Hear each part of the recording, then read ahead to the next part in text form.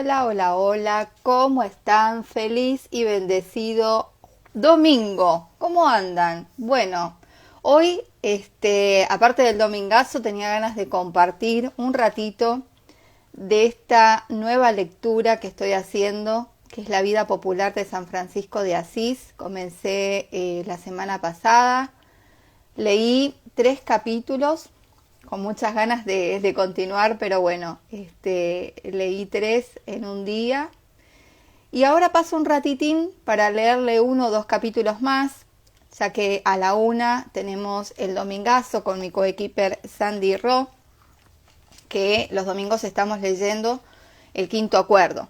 Pero bueno, ahora paso un ratito simplemente para dejarles la lectura de 1 o 2 capítulos de este maravilloso libro, que es La vida popular de San Francisco de Asís. Voy a poner acá cómo están. Bueno, muchas gracias a los que se conectan ahora, a los que lo van a ver después. Si quieren contarme de dónde se están conectando, mientras voy poniendo el título para que después cuando sepan, cuando entren sepan de qué estoy hablando. San Francisco de Asís. Ahí está. Lo dejo acá fijado en comentarios, así después si alguno entra sabe de qué va este vivo. A veces me olvido y cuando me acuerdo aprovecho y lo pongo. Bueno, vamos a continuar con esta apasionante historia de vida. Voy por el capítulo 4. Este capítulo se titula Mendigando piedras y dice así. La curiosidad de los asisanos por los últimos sucesos del hijo de Pedro Bernardone, estaba por apagarse cuando Francisco volvió a aparecer por la ciudad demacrado y harapiento. Una mañana se presentó en el mercado. Casi nadie parecía interesarse por él. Él, mirando a su alrededor, reconoció a unos cuantos amigos. A algunos los llamó por su nombre. Luego se puso a cantar en voz alta. En breve se juntó un gran gentío que, lleno de curiosidad, quedó escuchando. Más tarde, Francisco dejó de cantar y sonriendo dijo con voz que era canto y súplica. La capilla de San Damián está en ruinas. Tendrá una recompensa en el cielo. Quien me diere 2 tendrá 2 recompensas. Quien me diere 3 tendrá 3 recompensas en el cielo. Hubo un poco de alboroto, pero después casi todos ofrecieron una pequeña ayuda para la refacción. Cuando las piedras se apilaron numerosas debajo de un gran árbol en la vecindad de San Damián, Francisco improvisó como albañil. Desde la mañana hasta la tarde trabajaba rezando y cantando alegremente. Estaba más satisfecho y feliz que cuando guiaba a los compañeros en las fiestas, en los banquetes y en las veladas musicales de la primavera. Cuando Francisco aparecía por la ciudad, los muchachos le seguían gritando y burlándose cruelmente. «Llega el loco, aquí está el caballero fracasado, el harapiento de Asís». La batahola sacaba de sus casillas a Pedro Bernardone, el cual se tornaba furibundo a la vista del hijo. Lo miraba huraño, lo amenazaba con los puños, le lanzaba terribles maldiciones con su voz estridente. El joven no contestaba a los insultos paternos, pero el corazón le dolía a reventar. Tenía miedo de esas maldiciones y buscaba consuelo.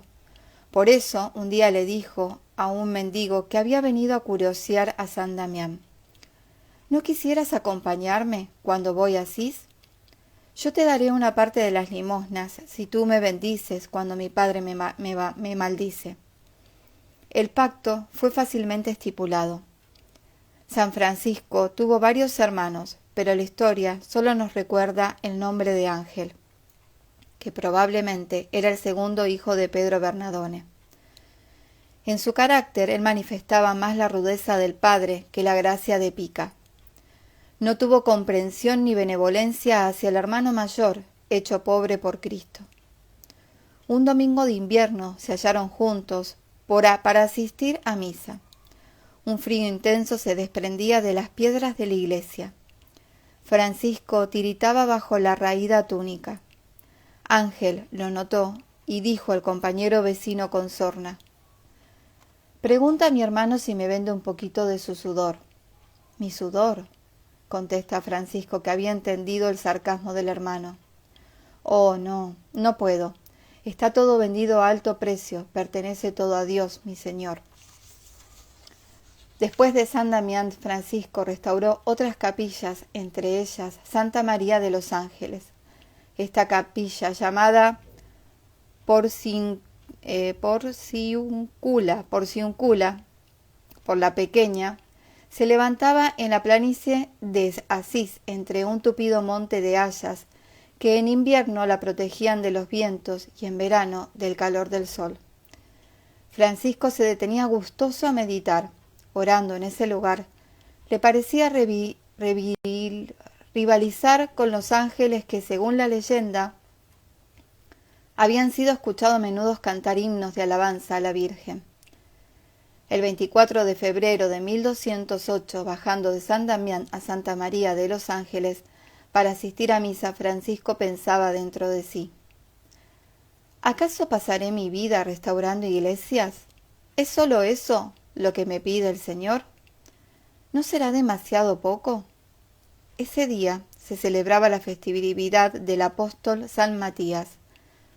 Durante el Evangelio, el sacerdote leyó en voz alta las palabras de Cristo dirigidas a los discípulos: «Id por todo el mundo y predicad que el reino de Dios está cerca.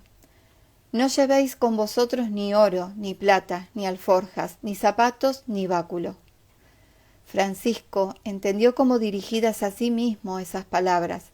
Entendió que el Señor le quería restaurador de almas, misionero, progénero del Evangelio en el mundo. Sin dudar un instante, arrojó la alforja en la cual conservaba unos mendrugos de pan. Se liberó del báculo, se quitó las sandalias, cubierto de un poco de tosco y gris, ceñido a la cintura con una cuerda, comenzó a vagar por las campiñas, por los pueblos cercanos, en su misma ciudad, hablando a todos de la bondad del Señor. Se sentía plenamente feliz. No poseía nada y parecía tenerlo todo. Ya nadie lo juzgaba loco o extravagante. Su voz tenía algo misterioso. Cuando hablaba, hasta los hombres más rudos se estremecían. A todos les parecía el gran enamorado de Dios. Uno de los oyentes se acercó un día a Francisco y le pidió seguirle para compartir con él esa vida. Era Bernardo Quintavalle, joven rico y mercader, apreciado por todos por su carácter franco y por su laboriosidad. Luego de Bernardo se añadieron Gil, el buen campesino de Ribotorto, Pedro Cataneo, famoso jurista, y otros. Al que deseaba asociarse a su vida, Francisco repetía las palabras del Evangelio: «Anda, vende lo que tienes, dáselo a los pobres, y serás el discípulo de Cristo». Para distribuir a los pobres las abundantes riquezas de Bernardo Quintavalle se necesitaron varios días. En la plaza municipal, largas hileras de pordioseros esperaban su turno. Habían llegado desde la montaña, del llano, de los pueblos vecinos.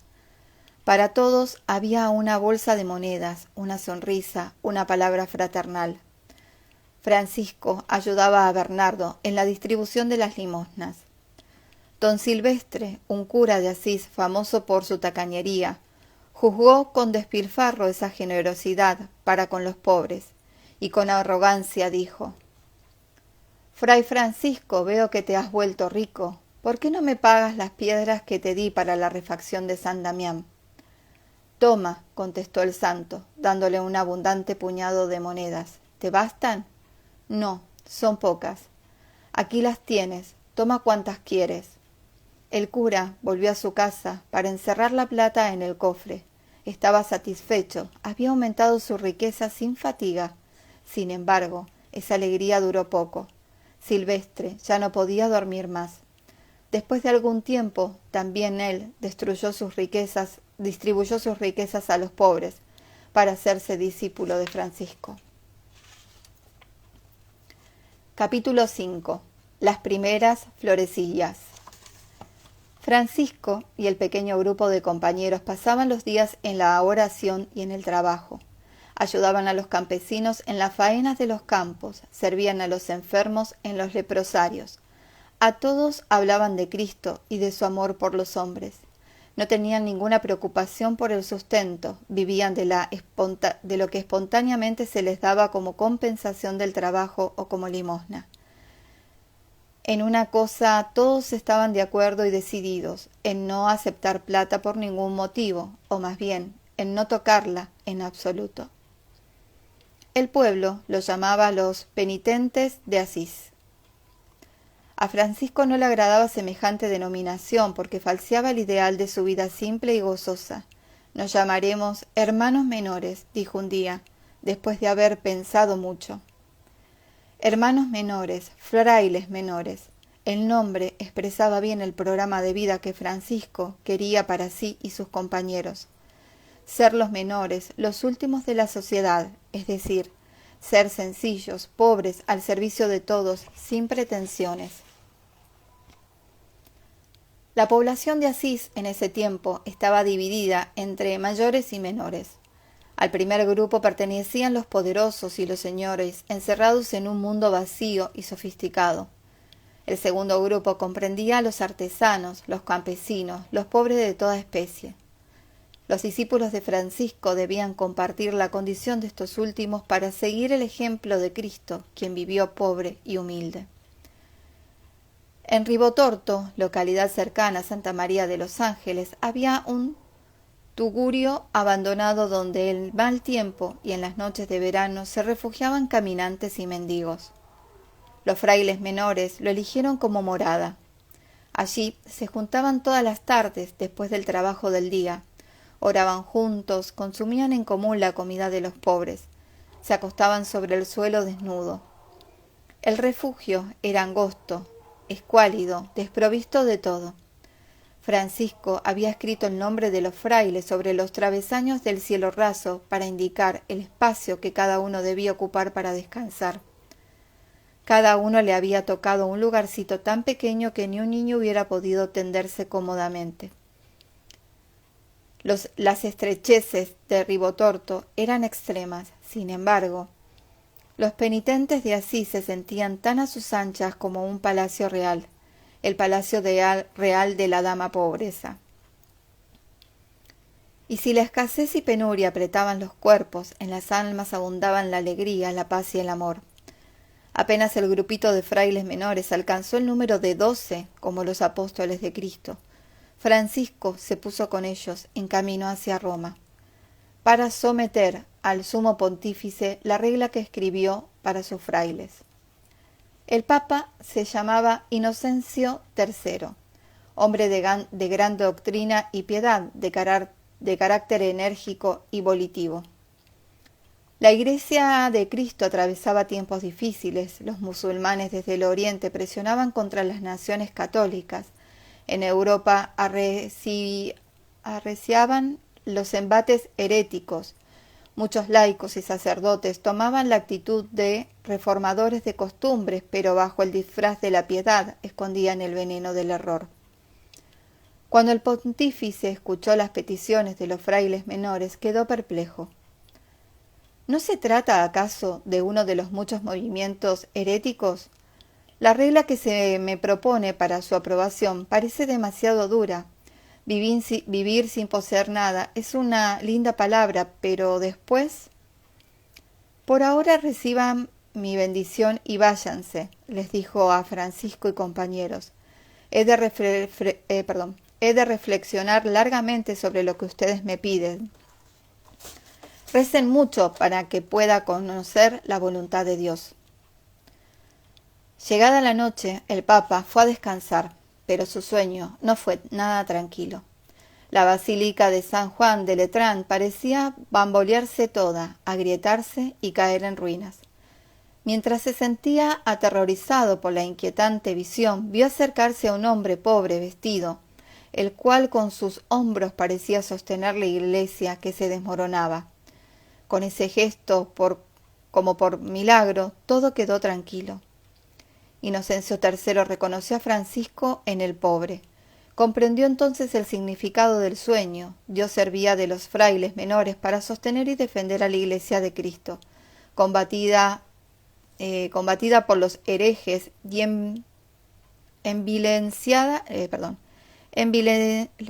envileciada por las malas costumbres de los cristianos. El sueño revelador derrotó todos los recelos del Papa, el que el 15 de abril de 1209 aprobó de viva voz el reglamento de vida propuesto por Fray Francisco. De a dos, los 12 primeros frailes menores dejaron Roma para volver a Asís con el alma rebosante de alegría. El Papa había escuchado su deseo. Ribotorto continuó siendo el dulce nido que los acogía todas las noches. Bajo ese cielo raso destartalado, a través del cual se veía parpadear la luna y las estrellas, Francisco conversaba con los jóvenes que pedían seguirle, aclaraba sus inquietudes y juntos buscaban en el Evangelio el rumbo que deberían seguir. Encantadoras anécdotas y flores de bondad brotaban entre las paredes agrietadas de ese tugurio. Me muero, se oyó gritar en medio de una noche lobrega.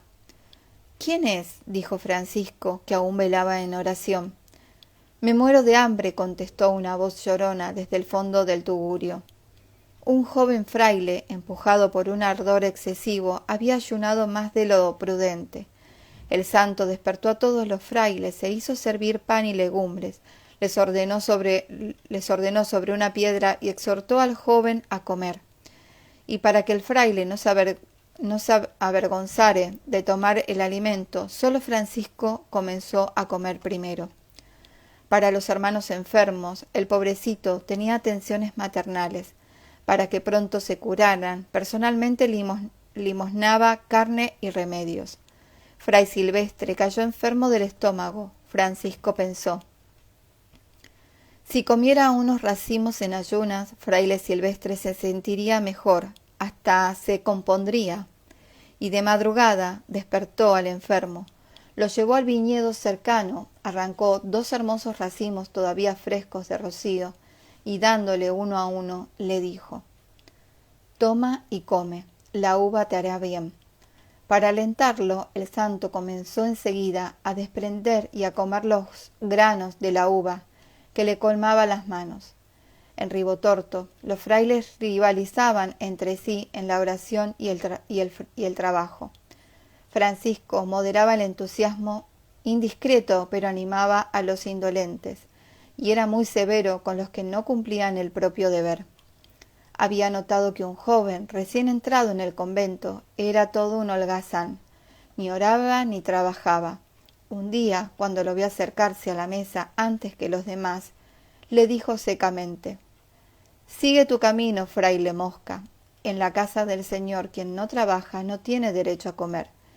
Te asemejas al zángano, el cual, rehuyendo la fatiga, come el fruto del trabajo de las abejas. También un niño de 12 años solicitó la admisión a la orden. Francisco lo aceptó con gusto, porque le pareció bueno y sincero. Mientras los demás frailes iban a trabajar al campo, el pequeño quedaba en casa ordenando las cosas y preparando la mesa. Muy pronto se hizo el predilecto de la comunidad. Era despierto, inteligente, nunca se cansaba de mirar a Francisco y de hablar con él. Rogaba a los demás frailes que lo relataran todo lo que conocían del hijo de Pedro Bernardone. Entre las muchas cosas llegó a saber que el santo se levantaba muy de noche para retirarse a un lugar donde bajaban los ángeles para conversar con él. Le nació un vivo deseo de estar presente en esos coloquios y todas las noches iba a la cama con el firme propósito de no dormirse para poder seguir a escondidas los pasos de Francisco. Pero el sueño lo abrumaba y a la mañana siguiente el frailecito sufría de descanto. Una noche acudió una pequeña astucia. Cuando le pareció que Francisco se había dormido, ató su cordón al suyo. Esta vez ciertamente se despertaría, pero no fue así. El santo, que lo había notado todo antes de levantarse, desató el nudo de los 2 cordones. Luego se dirigió al monte a orar. Poco después el frailecito se despertó sobresaltado, pero ya Francisco no estaba en su lugar. Salió del tugurio y se adentró en el monte buscándolo. De repente vio a Francisco de rodillas, envuelto en una fulgurante luz. El pequeño cayó a tierra, estremecido de terror. Cuando volvió en sí, se encontró entre los brazos del pobrecillo, el que, acariciándolo, le ordenó no relatar a nadie lo que había visto. La paz de Ribotort fue turbada por un banal incidente. Ya era de noche. Un villano, pasando por ahí, pensó utilizar el refugio para sí y para su asno. «Arre, adentro», gritaba el barriquillo, «aquí estaremos al abrigo». Los frailes se miraron unos a otros asustados. «Por amor de Dios», intervino Francisco, «no molestes nuestra oración». «¿Qué me importa a mí de rezos? Quiero quedarme aquí con el burro». «Y bien, hermano, quédate nomás, toma nuestro lugar, nosotros nada poseemos sobre la tierra». Y dirigiéndose a los suyos, añadió: «El Señor no nos ha llamado a preparar el lugar para los burros, sino a predicar el Evangelio a los hombres. Vámonos de aquí, nos buscaremos otro refugio». De a 2, los frailes menores se encaminaron hacia Santa María de los Ángeles cantando el Padre Nuestro. Bien pronto se construyeron unas cabañitas de paja y barra alrededor de la querida capillita de la Virgen, que fue el centro de orden franciscana. Era divino vivir y orar bajo la dulce y maternal mirada de la Reina de los Ángeles. Sin embargo, Francisco y sus frailes jamás olvidaron el tugurio de Ribotort, símbolo y expresión plástica de su ideal de pobreza evangélica. A ver, voy a leer uno más. Capítulo 6. Mensajeros de paz. El uniforme de los nuevos juglares de Dios era inconfundible. Un modesto sayal gris, una cuerda a la cintura, los pies descalzos. De a 2 partían de Santa María de los Ángeles para anunciar en todas las aldeas el mensaje de paz y bien que les enseñó el pobrecillo. La fama de santidad del maestro los predecía doquier. Su palabra hacía renacer la vida cristiana en las poblaciones y la concordancia volvía a reiniciar entre los ciudadanos. También Francisco, con un compañero, dejaba a menudo Asís para ir a predicar el Evangelio. No tenía una meta preestablecida. Se detenía donde le sorprendiera la noche. Dormía al aire libre o en alguna parva de forraje. Un trozo de pan con una fruta o un poco de queso recibido de limosnas eran suficientes para satisfacer el estómago. La dicha del corazón, el canto, el pensamiento de Dios aligeraban las penurias hasta hacerlas aceptables. Sin duda, no todos se adaptaban fácilmente a un régimen de vida tan austero. Por eso, el santo, con palabras simples y dulces, procuraba educar a los nuevos reclutas en el amor y la pobreza. En el libro de las florecillas se lee un episodio lleno de gracia. Después de un largo camino, Francisco, con el compañero de viaje, Fray Maceo, llegó a una población donde ninguno de los dos era conocido. Era ya la hora de la puesta al sol, y sintieron hambre. Se adentraron, pues, en las callejuelas del pueblecito, pidiendo acá y allá limosnas. Francisco era pequeño de estatura y flaco. Las buenas mujercitas lo juzgaron un hombre de poca monta, y apenas le dieron algún que otro mendruguillo de pan duro. Fray Maceo, por el contrario, era un joven alto, guapo y muy ocurrente. Conquistó enseguida la simpatía de la gente, que lo colmó de grandes hoganzas de pan fresco y crujiente. Los dos limosneantes se hallaron más tarde juntos a un arroyito, y allí, sobre una piedra, colocaron cuanto habían recibido por caridad. El santo no cesaba de dar gracias a Dios diciendo: «Qué gran tesoro nos has dado, Dios, no somos dignos de él». Fray Maceo miró y remiró esos trozos de pan, de pedacitos sobre la piedra, y casi fastidiado exclamó: «Pero, ¿y dónde está este gran tesoro? Aquí no hay nada, nada en que acompañar el pan, ni un vasito de vino, no tenemos mantel para cubrir la vasta piedra, no hay cuchillos ni tazas». «Por esto mismo es un gran tesoro», contestó Francisco. «Lo que aquí tenemos no es obra de los hombres, sino solo de Dios.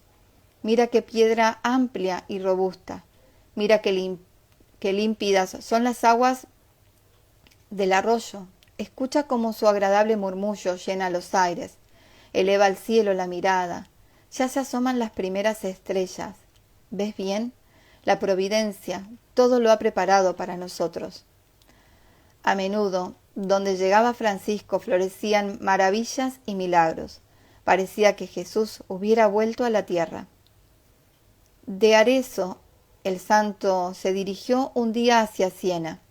Ya a pocos kilómetros de la ciudad llegaron a oídos de sones de trompetas, quejidos y gritos de dolor. Apurando el paso, llegando jadeando a la plaza de la comuna, el espectáculo era escalofriante. Grupos de ciudadanos, empuñando las armas, chocaban entre sí en sangrienta lucha fratricida. Al principio, el santo no supo qué hacer.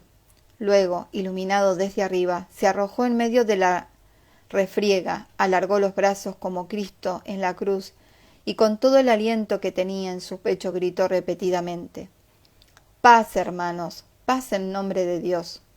Fue un milagro. De repente cesaron las blasfemias y el siniestro estrépito de guerra. En el frágil frailecito que gritaba en nombre de Dios la paz fraternal, los senenses habían reconocido a Francisco de Asís, el santo de que todo el mundo hablaba. Sus palabras sosegaron el furor de esos espíritus enfurecidos. Viejos y jóvenes, hombres y mujeres se dieron la mano en señal de paz y perdón recíproco. Babagna no dista mucho de Asís. Más de una vez Francisco había acudido para predicar allí. El pueblo era bueno y lo escuchaba con devoción. Una vez, pasando por allí, quiso visitar a una devota madre de familia para agradecerle el haber permitido que un hijo abrazara la orden de los frailes menores. La piadosa mujer, al ver que el pobrecillo estaba por salvar el umbral de su casa, se postró a tierra con una criatura en brazos, suplicando: «Fray Francisco, siervo de Dios, mira a esta niña, nació ciega, dale vista». Apenas el santo tocó las pupilas apagadas de la niña, la madre dio un grito de júbilo. Los ojos de la pequeña se habían abierto a la luz y sonrientes miraban a la madre. Desde luego, cuando pasaba Francisco por algún lugar, no todo terminaba en alegría. Una vez, de vuelta a Asís, desde Toscana, quiso detenerse en Perusa. Los perusinos le recibieron con grandes fiestas y le suplicaron que les diera unas palabras de exhortación. El sermón se realizó en la plaza porque los fieles eran tan numerosos que no podían entrar todos en la catedral. Cuando el santo estaba por concluir su exhortación, irrumpieron en la plaza unos muchachotes que pertenecían a la nobleza local. Sin reserva alguna, comenzaron enseguida a juzgar a la ronda entre risas, bromas y gran baraúnda. La multitud airiada hubiera linchado al instante a esos muchachotes si no hubiera intervenido Fray Francisco. Apenas se restableció un poco el orden, dirigiéndose a estos desgraciados les dijo: «Os habla Fray Francisco. Soy de Asís, pero lo que voy a deciros viene de Dios.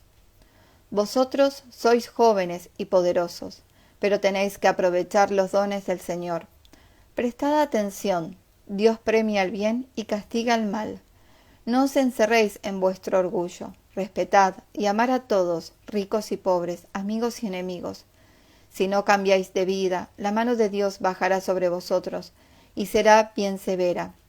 Y a estas palabras volvió a repetirse en gritería infernal, y el santo tuvo que suspender las palabras. Semanas después, una sangrienta rebeldía contra los nobles sacudió a Perusa. El pueblo casi enseguida prevaleció sobre ellos. Gran parte de los palacios de los ricos fueron destruidos. Muchos nobles fueron matados sin piedad, junto a sus hijos y esposas. Fueron días terribles de odio y venganza. Sufrieron el desastre todos aquellos que habían bajado a la plaza a molestar el sermón de Fray Francisco. Después del destierro de los feudatarios, en Asís había florecido por algún tiempo la paz. Sin embargo, bien pronto el orgullo, la codicia, el egoísmo provocaron nuevos desórdenes y rivalidades. Entre mayores y menores, es decir, entre el partido de los ricos y el de los pobres, se encendió una lucha furibunda que llevaba a menudo a incendiar las cosechas, a desmantelar las casas y a suprimir los adversarios en ruinas emboscadas. De Santa María de los Ángeles, Fray Francisco subía a menudo a la ciudad para invitar a todos a la concordia y a la paz. Haya paz en vuestras almas y en vuestras casas, decía a nobles y plebeyos. El Señor quiere que nos amemos los unos a los otros. Su gracia está siempre con vosotros. No habrá más discordias en Asís cuando dominemos el odio, que nos hace esclavos de nosotros mismos. El 9 de noviembre de 1210, las campanas de Asís tocaron la fiesta. El cónsul anunció que finalmente se había establecido la paz entre las opuestas fracciones de la comuna. El ejemplo y las palabras del santo habían lentamente transformado el ánimo de los asisanos. Bueno, y hasta aquí estos 3 capítulos del día de hoy. Espero que les haya gustado, que lo hayan disfrutado. Recuerden que ahora lo subo en un ratito a YouTube, donde lo pueden compartir con personas que no tienen Instagram. Así que bueno, muchas gracias a todos los que estuvieron un ratito presentes por acá, los que lo van a ver después. Gracias. Y ahora en un ratito nomás me vuelvo a unir para otra lectura con mi coequiper Sandy y el domingazo con la lectura del Quinto Acuerdo. Así que los espero en un ratito. Nos vemos. Chao, chao.